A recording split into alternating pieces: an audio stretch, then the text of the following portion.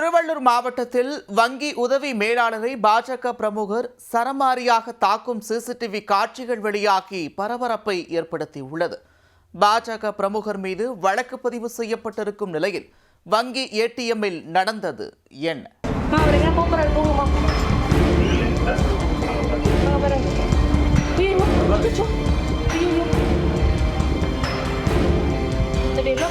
பாருங்க எப்படி கவர் பண்றாரு பாருங்களா, எப்படி இது பண்றாரு பாருங்க.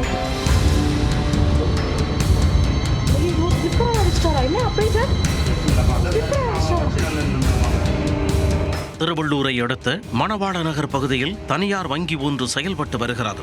அந்த வங்கியோடு இணைந்த ஏடிஎம் மையத்தில் டெல்லியில் இருந்து வந்திருந்த மெக்கானிக்கல் என்ஜினியர் ஒருவர் சர்வீஸ் செய்து கொண்டிருந்தார்.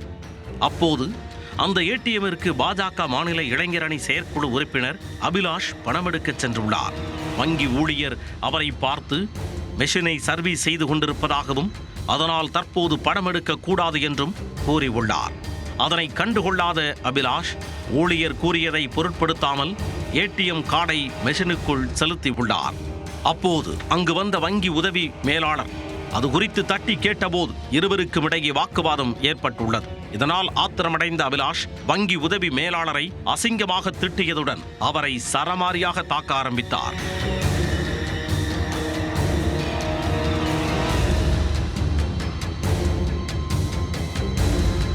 இந்த தாக்குதல் காட்சிகள் அனைத்தும் அங்கு பொருத்தப்பட்டிருந்த சிசிடிவி கேமராவில் பதிவாகியிருந்தன. தகவல் அறிந்து விரைந்து வந்த மணவாள நகர் போலீசார் அபிலாஷை கைது செய்து அவர் மீது 5 பிரிவுகளின் கீழ் வழக்கு பதிவு செய்தனர். அவரை திருவள்ளூர் ஒருங்கிணைந்த நீதிமன்றத்தில் ஆஜர்படுத்திய நிலையில் அவருக்கு நீதிமன்றம் நிபந்தனை ஜாமீன் வழங்கி விடுவித்தது. வங்கி உதவி மேலாளரை பாஜக பிரமுகர் தாக்கிய சிசிடிவி காட்சிகள் தற்போது வைரலாக பரவி வருகிறது.